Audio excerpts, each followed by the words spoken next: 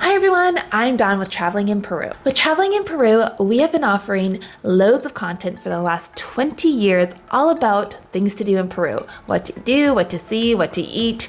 We've been doing all of it for the last 20 years. And we also offer our own travel packages. So if that's something that interests you, see the link in our description and start planning your customizable trip today. In today's video, I am going to talk about kind of what to expect for your budgeting when you come to Peru. And if you would like to see more videos just like this, or if you're planning a trip to Peru, please be sure to like and subscribe and hit the notification bell so that you will be notified when our next video comes. All right, so for today's video, I am going to tell you what to expect when you start budgeting for a trip to Peru. I'm going to go over kind of the low range, mid range, and high range of what to expect for all hostels and hotels, food and drink, and as well as transportation. Now, costs do vary quite a bit, and they have changed quite a bit since my first trip to Peru, which was back in 2014 when I was a very poor university student who was backpacking all of South America. And so keeping that in mind, I am using a lot of my own personal experiences, but prices do change depending on the season and whatnot. All right, so let's start with kind of what to expect for daily costs for all three, for hotels and hostels, for food and drink, and for transportation. So I'm lumping these all into one category for your daily expenses. Now, for a low budget traveler, you could expect to pay about $25 to $30 per day, including all these three things. For somebody looking for more of a mid-budget traveler, that's probably about $35 to $40. And anybody who's living grand, you could probably expect to pay about $50+ per day. And now also keep in mind, when you're traveling in Peru, of course, there's going to be certain areas that are going to be much more expensive than others. And one big example would be the capital here in Lima. It's going to be a little bit more expensive than maybe in Arequipa or in Cusco or Ayacucho. Ica, all of those places are much more cheaper, but expect just to have a little bit of variability depending on where.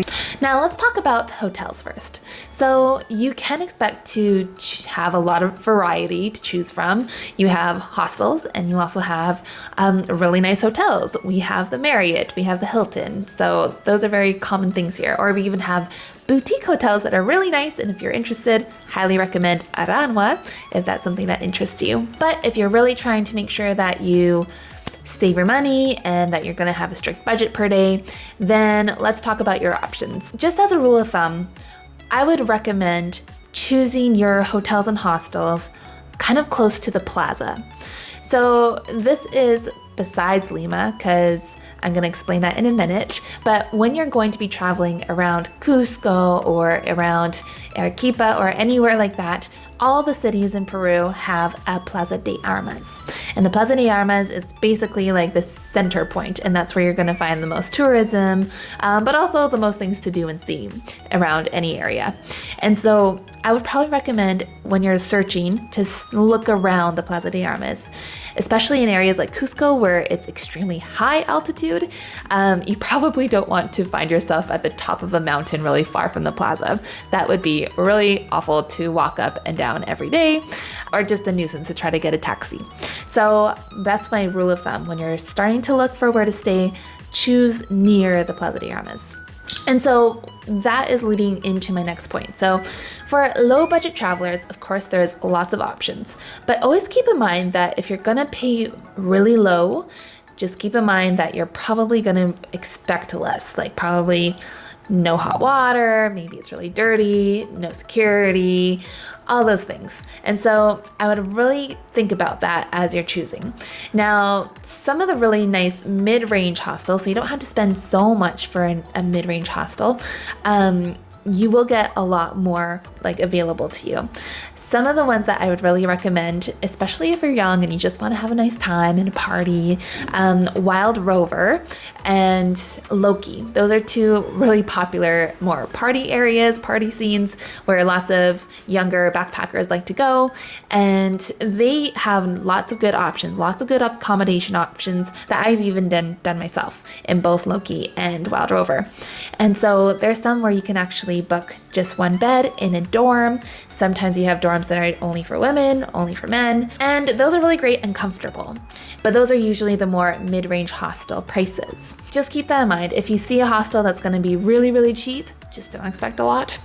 Like in most cases, especially when I used to backpack a lot, I found that, okay, if I just spent $5 more tonight, I'm gonna sleep so much more at peace. So something to keep in mind. As for like a higher range option, there's actually really amazing options that are closer to the plazas. Usually if you're closer to the plaza, it's gonna be a little bit more expensive. But make sure to take a look at some of the nice boutique hotels. There are some that range from $50 to $100 a night. So do some research, look around, but again, keep it around the plaza. And as I mentioned before, I was kind of discounting Lima in that little tip. And that's because in Lima, we have such a ginormous city, but the tourist bubble is actually not in the Plaza de Armas. The Plaza de Armas is the historic center, and it is gorgeous. I definitely recommend at least spending a day or two there. But the more touristic area is right on the coast, and that is the districts in like Miraflores and Barranco and San Isidro. And so it's a much more comfortable area. It is a little bit more expensive, but much more worth it in my opinion. And there's so much to do in those areas anyway. So just something to keep in mind as you are researching. So let's talk about food and drink. So food in Peru is so dangerously cheap. And you have so many options too. So even for a low budget traveler, you're gonna be able to enjoy a lot of really nice meals.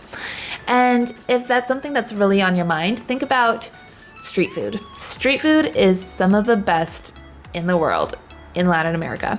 And you can expect to find like some churros, some empanadas, some anticuchos. Like there's so many delicious things that are really hearty that you can find just on the street here.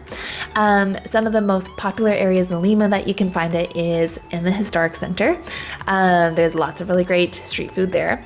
And you can also find a lot in Parque Kennedy, which is in Miraflores. And especially in Miraflores, in Parque Kennedy, you will find lots of picarones. Picarones are those little donuts made out of sweet potato, and they are so delicious, you'll have to try them. Also, for a low budget traveler, here is an amazing tip for Peru specifically. So in Peru, they have you'll see a lot of like sometimes hole in the walls or just like kind of like cheaper restaurants per se, but as you pass by them, if you see a sign that says menu, it looks like menu, but it's not a menu, it says menu.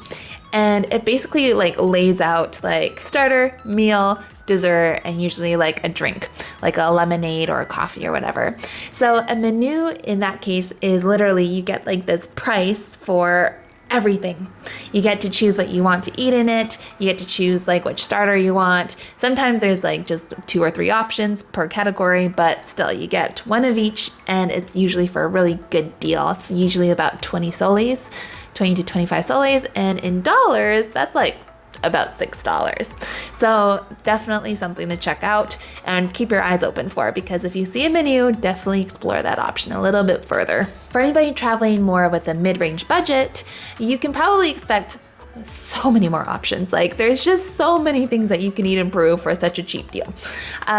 If you're wanting to go check out some of the local restaurants or even some Peruvian franchises, places such as Tanta, that's a very famous Peruvian franchise, even Papachos for burgers, and Tanta is actually known for like Creole food, and then Papachos for burgers. And if you're wanting to explore some of the Asian fusion that is in Peru, then that's called Chifa. Definitely check out Madame Tussauds. Again, these are all very popular Peruvian franchises. They're delicious, and they usually range from, about like 25 to 50 soles. So that's about like $6 to $13 USD. So lots to choose from in that category.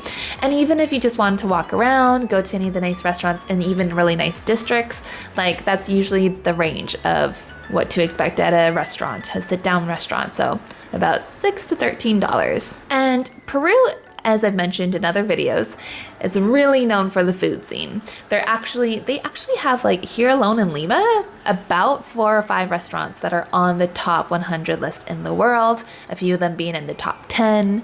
So places like Central, Maido, those are amazing, amazing restaurants to explore. They are a little bit more expensive, but if you're considering that they are Michelin star restaurants and the fact that they are like fine dining, it's not nearly as much as it would be like in Italy, for example. I think the last time I went to Central, I think I paid around $150, but that was for a really nice sit-down meal. So check out their websites. I'll leave some links in the description. So if you want to treat yourself to a really nice night in Lima for a nice fine dining night, then you can make some reservations ahead of time.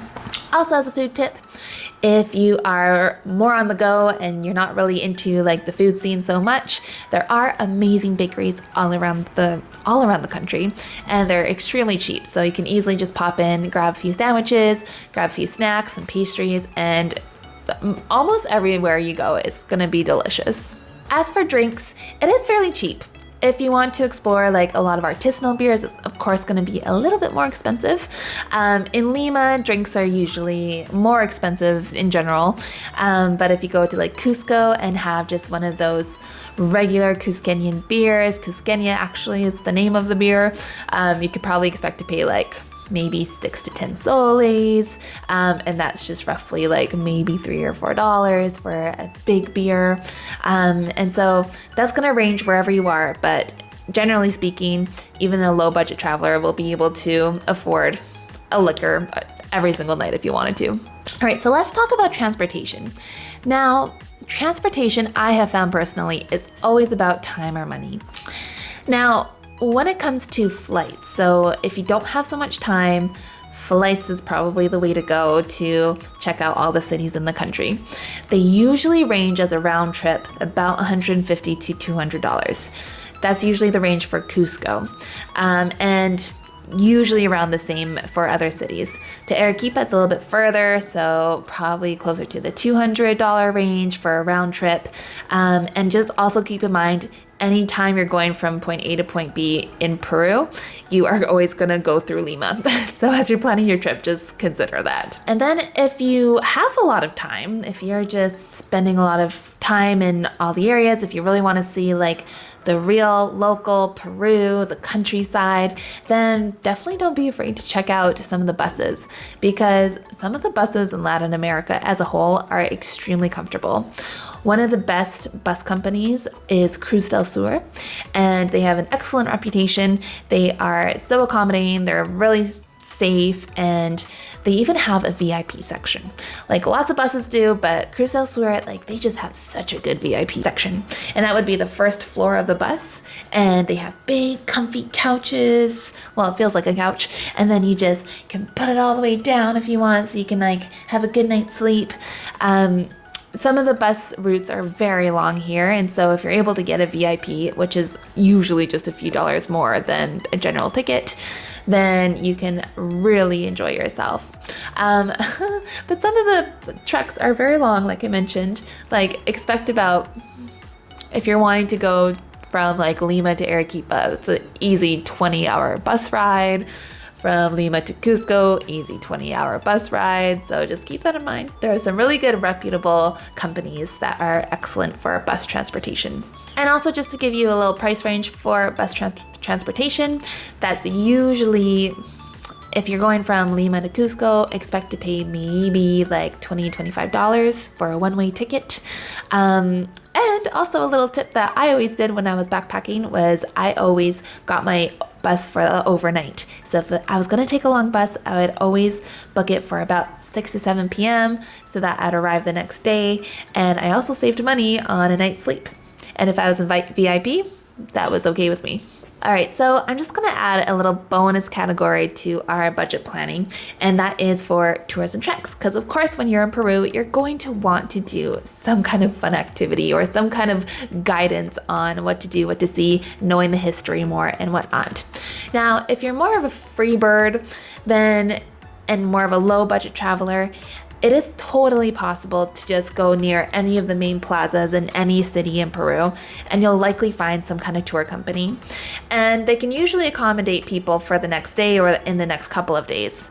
The only downfall to those is that it's not always like secured, and it's not always like for sure. So you can't always like count on it, but it is an option. So if you're more of like, oh, like maybe I'll do this or maybe I'll do that, and you're not sure what you want to do, then of course those are really great options for you just to see what's available, and you can just hop on the next tour. But if you did want to plan ahead, what I recommend is definitely checking out our link in the description, so that you can plan your treks and your tours ahead of time. And honestly, like if you're just not wanting to budget, and if you think it's too complicated, you're not a big planner yourself, then we have travel experts for that.